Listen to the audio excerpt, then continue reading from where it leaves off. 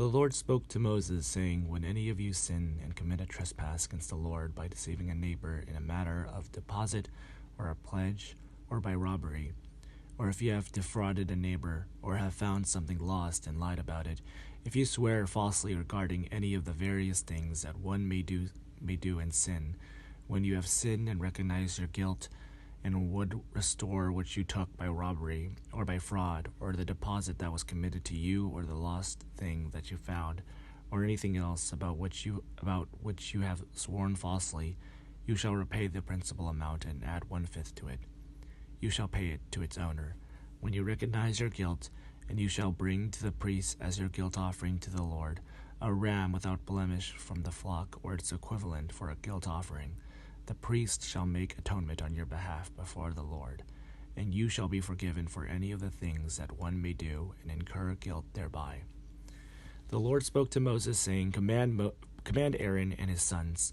This is the rule of the burnt offering. The burnt offering itself shall remain on the hearth upon the altar all night until the morning, while the fire on the altar shall be kept burning.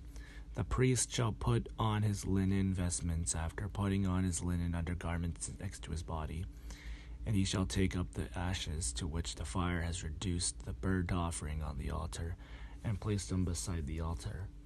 Then he shall take off his vestments and put on other garments and carry the ashes out to a clean place outside the camp. The fire on the altar shall be kept burning. It shall not go out.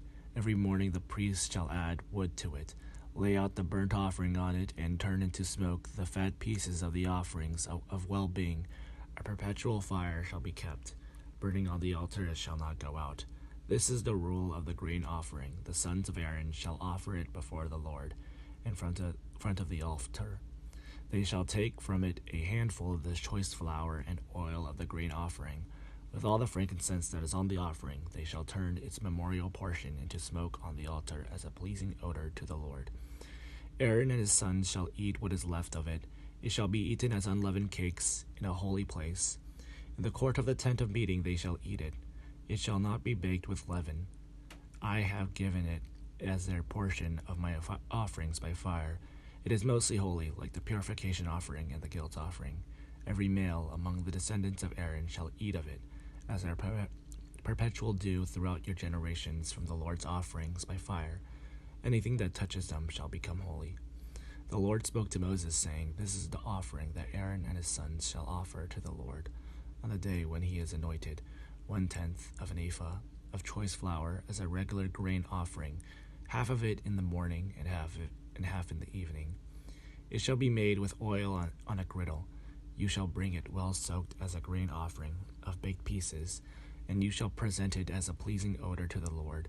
And so the priest anointed from among Aaron's descendants as a successor shall prepare it.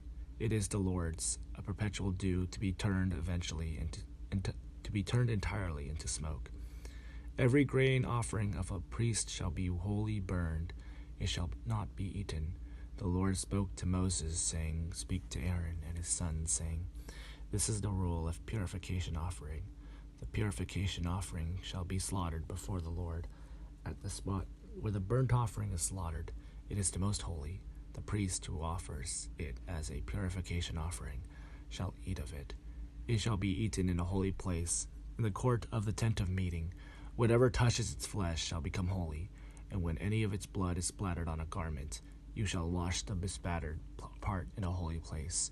A clay vessel in which it was boiled shall be broken, but if it is boiled in a bronze vessel, that shall be scoured and rinsed in water. Every male among the priests shall eat of it. It is most holy, but no purification offering shall be eaten, from which any blood is brought into the tent of meeting for an atonement in the holy place. It shall be burned with fire.